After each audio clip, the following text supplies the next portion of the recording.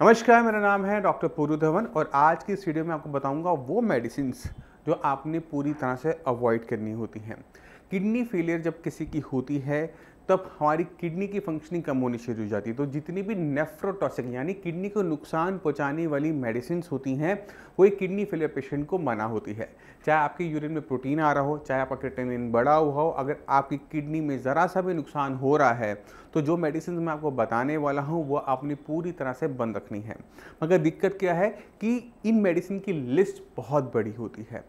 कुछ मैं आपको बता दूंगा, कुछ जो रह जाएं उनको आप किस तरह से गूगल पे सर्च कर अपनी किडनी के लिए सेफ है या नहीं है इसको आप फाइंड आउट भी कर पाएंगे। तो शुरुआत करते हैं सबसे पहले सबसे मेजर कॉज की तरफ कि जिसकी वजह से किडनियां खराब हमें देखने को मिलती है, और उनमें सबसे ऊपर आता है पेन किलर्स। इन्हें NSAID भी कहा जाता है, non steroidal anti inflammatory drugs. यानी ये वो दवाइयाँ होती हैं जिनको अक्सर हम पेन के लिए लेते हैं। जैसे अगर आप कभी घुटने का दर्द हो या फिर कहीं चोट लग जाए, हम डाइक्लोफिनेक लेते हैं।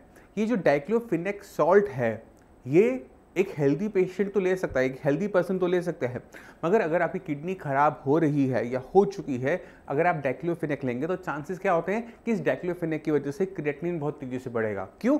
क्योंकि उससे आपकी किडनी के अंदर नुकसान होगा। तो हमने डाइक्लोफिनेक जैसा सॉल्ट नहीं लेना होता अगर हमें कहीं पर भी दर्द है। इसी तरह से दर्द की एक और दवाई बहुत कॉमनली चलती है, अक्सर हम इसको अब देखते हैं कि गाँवों साइड ज़्यादा चलती है, उसका नाम है नीमोसिलेट, जिसे हरी पत्ते वाली गोली भी बोला जाता है। नीमोसिलेट का भी फंक्शनिंग वही है, दर्द में आराम देती है, मगर दर्द में आराम देने के लिए ये आपकी किडनी को नुकसान पहुंचाती है। तो आपने ध्यान के रखना है नीमोसिलेट और डाइक्लोफिनेक जैसे सॉल्ट से आपने दूर रहना है। अब सवाल उठता है कि कौन सा दवाई हमारे लिए अच्छी है अगर हमें दर्द हो रहा था। तो उसमें सबसे अच्छा काम करती है वो है ट्रामाडोल। ट्रामाडोल जो है वो ओपियम यानी अफीम का डेरिवेटिव होता है। इससे नशा नहीं होता मगर दर्द में आराम मिलता है। ये एक नेचुरल डेरिवेटिव है। जिस तरह से हम आयुर्वेदिक मेडिसिन देते हैं नेचुरल तरीके से, इसी तरह से ये जो दर्द की गोली है जिसे आप ट्रामाडोल या अल्ट्रासेट के नाम से जानते हो, ये अफीम का डेरिवेटिव है। इसका यूज़ आप कर सकते हैं क्योंकि ये आपकी किडनी के लिए सेफ है। अब सवाल उठता है कि अब डॉक्टर कोई भी दवाई लिखे, हम उसे कैसे जज कर सकते हैं कि कौन सा पेन किलर मेरे लिए ठीक है या नहीं है। इसके लिए आपको इस वीडियो के एंड तक बने रहना पड़ेगा। दूसरे टाइप का ड्रग जिसे हमें ध्यान में रखना होता है वो है एंटीबायोटिक्स। एंटीबायोटिक्स के बारे में हम बहुत कम सुनते हैं कि उनसे किडनी को नुकसान हुआ, मगर ऐसा नहीं है। एंटीबायोटिक एक बहुत बड़ा रीज़न बनता जा रहा है किडनी डैमेज का। अक्सर हम देखते हैं इंडिया में जब हम कोई डॉक्टर के पास जाते हैं तो एंटीबायोटिक की डोज वो बहुत हाई डोज पे शुरू करते हैं। वहीं पर अगर हम किसी यूरोप के डॉक्टर का ट्रीटमेंट देखते हैं या US के डॉक्टर का ट्रीटमेंट देखते हैं तो वो दवाइयाँ बहुत हल्की देते हैं। ये अब हल्की और भारी दवाइयों का यूज़ एक डॉक्टर की अपनी पर्सनल चॉइस पर डिपेंड करता है, मगर हम देखते हैं कि कुछ 1% पेशेंट के अंदर इन एंटीबायोटिक से नुकसान हो जाता है। क्योंकि एंटीबायोटिक का जो मेटाबॉलिज्म है यानी उसके काम करने की जो क्षमता है या उसका जो ब्रेकडाउन होता है बॉडी में, वो दो बड़े जगह पर होता है। पहला उसे लीवर ब्रेकडाउन करता है, उसके बाद लीवर के ब्रेकडाउन करने के बाद वो हमारे किडनी के रास्ते होते हुए हमारे यूरिन के रास्ते बाहर जाता है। अगर कोई मेडिसिन उस बीच में आपकी किडनी को नुकसान पहुंचाती है तो क्रिएटिनिन लेवल्स बढ़ने के चांसेस होते हैं। अब इसमें जो सेफ एंटीबायोटिक कौन सा है, कौन सा हम खा सकते हैं, कौन सा नहीं खा सकते, ये एक बहुत बड़ा मुद्दा है और अक्सर डॉक्टर इसे सोच समझ के देते हैं, मगर डॉक्टर की गलती से आपकी किडनी को नुकसान हो सकता है। तो जब भी कोई डॉक्टर आपको मेडिसिन लिख के दे, खासकर एंटीबायोटिक लिख के दे, तो आप उसको एक बार गूगल पर सर्च करके खुद देख सकते हो कि आपकी किडनी के लिए कितना सेफ है। तो आप पहले क्या काम करोगे, आप लिखोगे, जैसे आप मान लो कि डॉक्टर ने आपको दी दवाई एमोक्सिसिलिन। एमोक्सिसिलिन एक बहुत नॉर्मल कॉमन एंटीबायोटिक है जिसका हम बहुत जगह यूज़ करते हैं, चाहे हमारा गला खराब हो, कहीं फोड़ा फुंसी हो रहा हो, चाहे हमारे यूरिन में इन्फेक्शन हो। एमोक्सिसिलिन का जो प्रयोग है वो बहुत ज़्यादा मात्रा में किया जाता है। तो जब भी आप कोई मेडिसिन लेकर आते हैं तो उसके ऊपर छोटे छोटे अक्षरों में मेडिसिन के अंदर कौन सा सॉल्ट है वो लिखा होता है। ब्रांड नेम कोई भी हो सकता है, कंपनी कोई भी हो सकती है, मगर उसके ऊपर उस सॉल्ट का नाम लिखा होता है। तो आप क्या करेंगे, उस नाम को उठाएंगे, जैसे यहाँ पर हमने लिया एमोक्सिसिलिन, और गूगल पर सर्च करेंगे एमोक्सिसिलिन किडनी डैमेज या फिर एमोक्सिसिलिन किडनी इंजरी। अब आप इसमें देखिए ऊपर की 4-5 जो होती हैं वो अक्सर एड्स होती है। उन एड्स को आप हटाते हुए जो पहला आप देख रहे हैं उसको आप पढ़ने की कोशिश कीजिए, क्या लिखा हुआ आ रहा है। अब जब हमने इसे खोल के देखा तो उसमें लिखा हुआ है amoxicillin has been associated with acute kidney injury, यानी वो आपकी किडनी को एकदम काम करने से बंद कर सकती है। अगर आपकी किडनी कमज़ोर है और इस टाइम में आप गलती से भी एमोक्सिसिलिन का सेवन कर लेंगे किसी भी रीज़न से, चाहे डॉक्टर ने लिखी है, चाहे उन्होंने गलती से लिखी, चाहे आपने ले ली, तो चांसेस हैं कि इस एमॉक्सिसिलिन से आपकी किडनी खराब हो सकती है। इसी तरह से जितने भी एंटीबायोटिक्स आपको दिए जाते हैं उनको आप इसी तरीके से जज कर सकते हैं कि वो आपकी किडनी के लिए कितना सेफ़ है या नहीं है। ऐसा नहीं है कि सेफ़ एंटीबायोटिक नहीं है। इसी तरह मैं आपको एक और सर्च करके दिखाता हूँ। ये एक ऐसा एंटीबायोटिक है जिसे हम कॉमनली देखते हैं और सर्दी खांसी जुकाम पर आपको याद होगा आप सेफेक्सिम 200 लेते हैं। तो जब हमने इसे सर्च किया सेफेक्सिम किडनी इंजरी के नाम से या किडनी डैमेज के नाम पर, तो हमें इसमें देखने को मिलता है कि इससे भी किडनी को नुकसान पहुँच सकता है। तो हमने क्या करना है, इसी तरह से एंटीबायोटिक्स का सर्च करना होता है जब हमें पता लगता है कि डॉक्टर ने हमें ये वाली एंटीबायोटिक दी है। क्योंकि अगर हम सही एंटीबायोटिक को नहीं सिलेक्ट कर पाते या ऐसे एंटीबायोटिक को सिलेक्ट नहीं कर पाते जिससे नुकसान कम से कम हो, तो वो हमारी किडनी के लिए घातक हो सकता है। ये जो एंटीबायोटिक है सेफेक्सिम, ये सेफेलोस्पोरिन जो हमारे ड्रग है उस क्लास का है और ये बहुत सेफ़ माना जाता है, सेफ़ देखा जाता है। मगर ये किस पे नुकसान पहुंचाएगा, किस पे नुकसान नहीं पहुंचाएगा, ये बिना दिए किसी डॉक्टर को नहीं पता लगता। डॉक्टर अपनी तरफ से पूरी कोशिश करता है कि आपको बेस्ट टू बेस्ट मेडिसिन से कम टाइम में ठीक करे। मगर जो मेडिसिन एलोपैथिक मार्केट में अवेलेबल हैं वो सबको सूट नहीं करती। तो हमने ध्यान रखते हुए चलना होता है अपनी बॉडी को आप खुद कैटेगराइज करो कि आप किस कैटेगरी में आते हो। कुछ लोग होते हैं बहुत सेंसिटिव होते हैं, कुछ लोग ऐसे होते हैं जो कभी सेंसिटिव होते हैं कभी नहीं होते, कुछ होते हैं कुछ भी खा लें सब कुछ ठीक चलता है। तो अगर आपको छोटी छोटी बातों पे एलर्जी हो जाती है तो यानी आपकी जो बॉडी है वो सेंसिटिव टाइप की है। तो आपको अपनी मेडिसिन की जो डोसेज है वो कम रखनी चाहिए, हार्श मेडिसिन से बचना चाहिए और आपको फिर इस हिसाब से अपने ट्रीटमेंट को आगे बढ़ाना चाहिए। दूसरा, जो अगर कोई हार्ड इंसान है, जैसे मैं समझता हूँ कि मैं हूँ, तो कभी कभी क्या होता है कि हम कोई भी मेडिसिन खा लेते हैं तो हमें कोई किसी टाइप की एलर्जी देखने को नहीं मिलती, किसी टाइप का एडवर्स रिएक्शन देखने को नहीं मिलता, सब कुछ बहुत स्मूथली मूव करता है।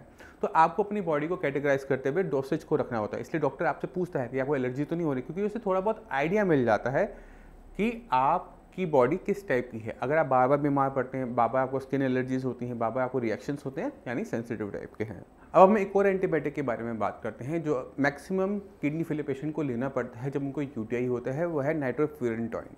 नाइट्रोफुरेंटोइन के बारे में जब हमने सर्च किया तो हम इसमें देखते हैं कि हमें किसी भी टाइप का किडनी डैमेज का कोई भी हमें आर्टिकल न्यूज़ नहीं देखने को मिली। बातें हो रही हैं मगर हमें कोई भी एक केस नहीं मिलता कि जहाँ पर हमें देखने को मिला कि नाइट्रोफुरेंटोइन लेने की वजह से किडनी डैमेज हो गई।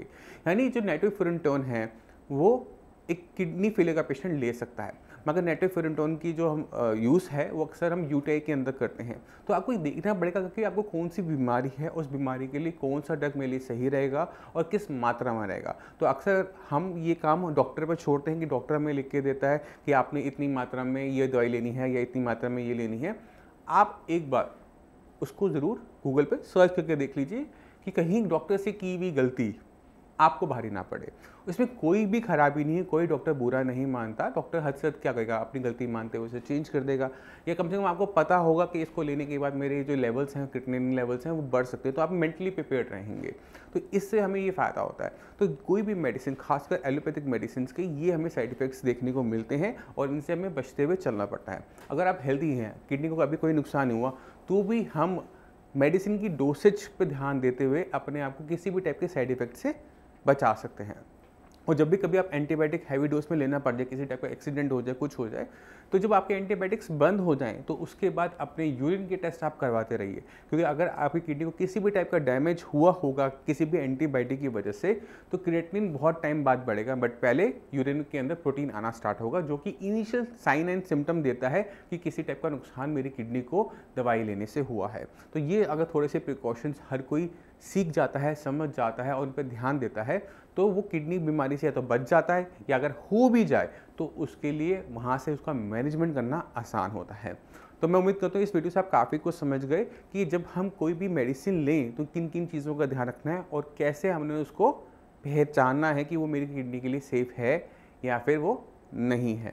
फिर भी आपको कोई डाउट रह जाए, कुछ भी पूछना चाहते हो कि किस तरह से हम क्रिएटिनिन को डाउन कर सकते हैं, तो मैं चाहता हूँ कि आप कुछ रिपोर्ट्स को देखें, पेशेंट से उनके इंटरव्यू देखें, फिर हम आपसे दोबारा मिलेंगे। नमस्कार, मेरा नाम है डॉक्टर पुरुधवन और आज मैं आपको किडनी फेलियर के एक ऐसे केस से मिलवाऊंगा जिन्होंने अपनी मेहनत से, साइंस इंजीनियरिंग की सपोर्ट से अपनी किडनी फेलियर की कंडीशन को रिवर्स किया, अपनी क्रिएटिनिन लेवल को डाउन किया, वो भी ऐसी किडनी फेलियर की बीमारी के अंदर जिसको लाइलाज समझा जाता है। तो चलिए मिलते हैं दर्शन जी से, देखते हैं कि उनकी लाइफ में साइंस इंजीनियरिंग क्या बदलाव लेकर आया।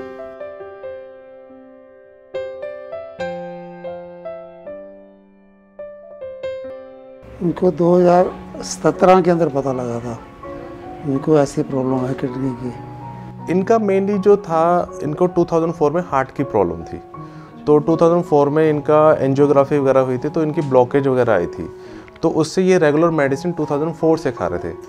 तो 2012 में इनका एक हार्ट का ट्रीटमेंट हुआ था, मतलब कि उसमें एक 2010 में हो गया था। तो उसमें क्या हुआ था कि इनका चल रहा था, तो वो लॉन्ग टर्म मेडिसिन खाने से शायद मे बी इनके किडनी पे इफेक्ट पड़ा है। पहले मैं मेडिसिन वगैरह, क्योंकि हम सीजे से इंटाइटल हैं, तो वहाँ से उनको दिखाते, स्पेशलिस्ट को दिखाया था, कि ट्रीटमेंट उस टाइप का नहीं मिल पा रहा था। तो इनका जब हमने अल्ट्रासाउंड कराया तो पहले तो हमें पता नहीं था कि ये बीमारी में होता क्या है, इसमें क्या साइड इफ़ेक्ट है, क्या क्या पेशेंट, पर इनका जो डे बाय डे ये वीक होते जा रहे थे। जब कराया जाता मेरे को थोड़ा उस समय पेशाब के अंदर थोड़ा सा जलन से या तो थोड़ा ऐसा कुछ नॉर्मल रहा था। डॉक्टर ने एक्चुअली कहा था कि इनको बस किडनी की प्रॉब्लम है, इनको आप अपना 3 मंथ मेडिसिन खाइए और 3 महीने बाद चेक कराइए। हमें ऑलरेडी भी न्यू था, तो हमने पहले ही 3-5-6 महीने ऐसे चलता रहा, तो पर वो उससे मेडिसिन भी रेगुलर इनकी चल रही थी, तो पर उससे कुछ फ़र्क नहीं आया। उसमें उन्होंने ज़्यादा डिटेल में बताया नहीं था कि आपको क्या क्या क्या परहेज करना चाहिए था। तो कितना रश होता है वहाँ पर, तो बड़ा मुश्किल होता है। 150-150 मरीज एक दिन के अंदर वो देखते हैं, तो इतनी टाइम ही नहीं होता वो सारा एक्सप्लेन करने बोला। मेरा कैटरिंग जो है वो थोड़ा बढ़ रहा था, कम नहीं हुआ उसमें, तो 6.98 हो गया था मेरा। ये जो प्रॉब्लम दर्शन जी ने फेस की कि हॉस्पिटल्स गए, जगह जगह गए, ट्रीटमेंट लिया, बट आराम नहीं मिला, ये दिक्कत सिर्फ एक किडनी फेलियर पेशेंट की नहीं होती, ये तमाम किडनी फेलियर पेशेंट की होती है। साई संजीवनी जो ट्रीटमेंट करता है, क्योंकि वो जड़ पे जाके काम करता है। अगर आपकी किडनी बीपी की वजह से खराब हो रही है, तो सबसे पहला शिकार हम बीपी को बनाएंगे, सबसे पहले कंट्रोल हम बीपी को करेंगे, उसके बाद किडनी की फंक्शनिंग को रिवाइव करने की कोशिश करेंगे, कि किडनी की फंक्शंस को बढ़ाएंगे। जैसे जैसे किडनी के फंक्शन बढ़ते हैं, वैसे वैसे किडनी ऑटोमेटिक तरीके से डाउन होना शुरू होता है। ये कहानी सिर्फ दर्शन जी की नहीं है, जितने भी तमाम पेशेंट किडनी फेलियर के साई संजीवनी में आते हैं, हमारी पूरी कोशिश होती है कि हर एक किडनी फेलियर पेशेंट को पहले ही महीने में आराम अपनी रिपोर्ट्स के अंदर दिखना शुरू हो जाए। क्योंकि एक बार जब किडनी फेलियर पेशेंट की रिपोर्ट्स के अंदर फ़र्क आना शुरू होता है, वो जो रिपोर्ट में फ़र्क होता है वो पेशेंट को होप देता है। फिर हमने प्राइवेटली भी एक हॉस्पिटल दिखाया था, तो पर उन्होंने तो बोला कि आपको डायलिसिस करवाना पड़ेगा और उसके लिए आप फेस्टूला वगैरह पहले बना ले, ताकि इमरजेंसी में आपको वो ना हो। जब भी किसी पेशेंट की किडनी खराब होनी शुरू होती है, तो माना ये जाता है कि ये एक प्रोग्रेसिव डिसऑर्डर है, यानी किडनी एक बार खराब होनी शुरू हो गई तो उसका एंड डायलिसिस या ट्रांसप्लांट पर होगा। अगर कोई भी ट्रीटमेंट इस प्रोग्रेशन को रोक देता है, इस बढ़ती हुई बीमारी को रोक देता है, तो भी पेशेंट को किसी टाइप का नुकसान नहीं होता। हमने थोड़ा सा यूट्यूब से ही थोड़ा डिटेल वगैरह देखी कि हाँ चलो इससे ये होना चाहिए। उन्होंने जैसे डॉक्टर साहब ने एडवाइस करते हैं कि अच्छा ये पेशेंट को ये चीज़ें नहीं खानी चाहिए या ये परहेज रखना चाहिए। मई में विजिट करा डॉक्टर साहब के, फिर उनको एक्सप्लेन करा कि ऐसे ऐसे इनको ये प्रॉब्लम 2017 में हमें पता चला था और ये इनकी रिपोर्ट है। हम सारी रिपोर्ट्स वगैरह अल्ट्रासाउंड की सब लेके गए। दर्शन जी हमारे पास आए थे अप्रैल के मंथ के अंदर और उनके लेवल थे 6.82। ये तकरीबन 7 के आसपास है। 7 का मतलब होता है 90% किडनी ने अपने फंक्शंस को बंद कर दिया है, और ऐसे लेवल के ऊपर अक्सर डॉक्टर्स डायलिसिस एडवाइस कर देते हैं कि जाओ आप अपना डायलिसिस करवाओ। तो डॉक्टर साहब ने बड़ा अच्छा एक्सप्लेन करा था कि आपको कभी परिवार में किसी को है या नहीं है, तो सारा फिर मैंने कहा मेरे को अभी कोई ऐसी कोई प्रॉब्लम कभी आई नहीं है। उन्होंने बोला कि आप 15 डेज़ की मेडिसिन खाओ 15 दिन के पहले, तो उसके बाद एक KFT टेस्ट कराना और एक यूरिन कल्चर का एक टेस्ट कराना। तो हमने फिर 15 दिन में ही हमें फ़र्क नज़र आ गया था, KFT में 0.5 कम हुआ। तो और डाइट भी हमने वही फॉलो करी, तो उससे ये हो गया हमारा थोड़ा सा एकदम से ट्रस्ट बन गया। किडनी लेवल, प्रोटीन और पोटाशियम वगैरह सारे जो पहले अब नॉर्मल थे, वो धीरे धीरे कम होने लगे। लेटेस्ट मैंने ये अक्टूबर में कराया, तो मेरा जो किडनी लेवल है 4.5 आया, और दूसरे बाकी भी जो हैं जो यूरिया या सब कम नॉर्मल रेंज के अंदर आ चुके हैं। बीपी भी मेरा कंट्रोल है। दर्शन जी ने मेडिसिन को बहुत अच्छा रिस्पॉन्ड किया और 6 मंथ्स के अंदर उनके लेवल 7 से घटकर 4.5 आ गए। जो लेवल पहले तेजी से बढ़ते जा रहे थे वो तेजी से घटने शुरू हो गए। साई संजीवनी ने जो उनकी बढ़ती हुई बीमारी थी उनकी जो किडनी के ऊपर जो सिस्ट बन रही थी, सिस्ट फॉर्मेशन हो रही थी, उसके रोकने का सबसे पहले काम किया, क्योंकि बीमारी का जड़ वो सिस्ट थी जो किडनी के ऊपर बन रही थी। क्योंकि दर्शन जी को बीमारी थी पॉलीसिस्टिक किडनी की। जब सिस्ट पे काम करते हैं, जब जड़ पे काम करते हैं, तो किडनी रिवाइव होना शुरू करती है। किडनी पे जो प्रेशर आ रहा होता है, किडनी जो डैमेज हो रही होती है, किडनी लेवल जो बढ़ रहा होता है, वो बढ़ना रुक जाता है। डॉक्टर साहब ये कहते हैं धीरे धीरे इनकी मेडिसिन कम होती जाएगी, क्योंकि चीज़ें नॉर्मल होती जाएंगी तो मेडिसिन वगैरह कम होती जाएंगी। क्योंकि प्राइवेट किसी भी हॉस्पिटल में वो तो कहते हैं जी आप डायलिसिस के लिए माइंड बना लो, तो वो थोड़ा सा पेशेंट को भी होता है कि एकदम से यार मुझे डरे, क्योंकि वो फिर लाइफ टाइम का बन जाता है। आज से यदि मैं 4 महीने पहले बात करूं तो ये थोड़ा वीक भी हो गए थे काफ़ी, थोड़ा माइंड में भी पेशेंट लगा लेता है, प्लस बॉडी वेट भी रिड्यूस होता है। अभी इनका क्या है, बॉडी और हीमोग्लोबिन भी इनका टेस्ट होता है, वो नॉर्मल है। ऐसा नहीं कि वो भी कम हो रहा है, नहीं, वो सारी चीज़ें नॉर्मल है। और जो बड़ी हुई है या यूरिया इनका बड़ा वो डे बाय डे कम होता जा रहा है। इनसे मिलने के बाद क्या है कि हमारे को काफ़ी चीज़ें डिटेल में पता चली हैं कि क्या है। मेडिसिन खा रहे हैं तो उसका बेनिफिट भी दिख रहा है। अब हमारा मई से अब हमें 6 मंथ हो गए ऑलमोस्ट, तो अब 6 मंथ में इनका 6.82 से अब इनका 4.50 आ गया है। तो इससे क्या है कि हमारे को इम्प्रूवमेंट भी नज़र आ रही है। और जो मेडिसिन इनकी चल रही थी बीपी की, वो सब इन्होंने डे बाय डे थोड़ी सी कम हो गई है। दर्शन जी की स्टोरी से सारी के सारे किडनी फेलियर पेशेंट्स को इंस्पिरेशन लेनी चाहिए कि 68 की एज के अंदर अगर एक पेशेंट अपनी लेवल्स को इतना अच्छा डाउन कर सकता है तो वो क्यों नहीं कर सकते। ज़रूरत होती है डॉक्टर की इंस्ट्रक्शंस को फॉलो करने की, ज़रूरत होती है उस डाइट को फॉलो करने की, ज़रूरत होती है उस मेडिसिन को सही तरीके से लेने की जो साइंस इंजीनियर आपको रिकमेंड करते हैं। जितने भी किडनी फेलियर के पेशेंट हैं, मैं उनसे चाहता हूं कि वो होप का ना खोएं। अगर हम सही तरीके से काम करेंगे तो मिलकर इस बीमारी को बहुत आराम से हम कंट्रोल कर सकते हैं। आपकी बॉडी के अंदर किडनी लेवल, यूरिया लेवल बहुत ईजिली मैनेज कर सकते हैं। इस वीडियो को बनाने के लिए, सहयोग करने के लिए, बाकी किडनी फेलियर पेशेंट को इंस्पायर करने के लिए मैं दर्शन जी का तहे दिल से धन्यवाद करना चाहता हूं कि वो पेशेंट्स होते हैं जो किसी भी डॉक्टर के लिए किसी ट्रॉफी, किसी अवार्ड से बहुत बड़े और बहुत कीमती होते हैं। मैं उम्मीद करता हूं इस वीडियो से आप इंस्पायर होंगे, होप नहीं खोएंगे, अपने लेवल्स को कंट्रोल करने के लिए सही डाइट, सही ट्रीटमेंट को फॉलो करेंगे। फिर भी अगर आपको कोई दिक्कत महसूस होती है तो साइंस इंजीनियरिंग के द्वार आप सभी के लिए खुले हैं। आप कभी भी आकर मुझसे मिल सकते हैं, हमारे डॉक्टर से फ्री ऑफ कॉस्ट कंसल्टेशन भी ले सकते हैं। अब इसी के साथ मैं आप सभी से चलने की आगे चाहूँगा। मिलते हैं अगली वीडियो में कुछ नया आपके लिए लेके, तब तक के लिए धन्यवाद। तो आपने खुद देखा कि ये काम आसान है, मुश्किल नहीं है। आगे का आपकी किडनी खराब होनी शुरू हो जाए, मानता हूँ डिफ़िकल्ट टू ट्रीट होती है, उसका क्योर नहीं है, बट उसे आराम से मैनेज किया जा सकता है, आपकी कंडीशन को बेटर किया जा सकता है। अब इसी के साथ आप सभी से चलने की आगे चाहूँगा। मिलते हैं अगली वीडियो में, तब तक के लिए नमस्कार।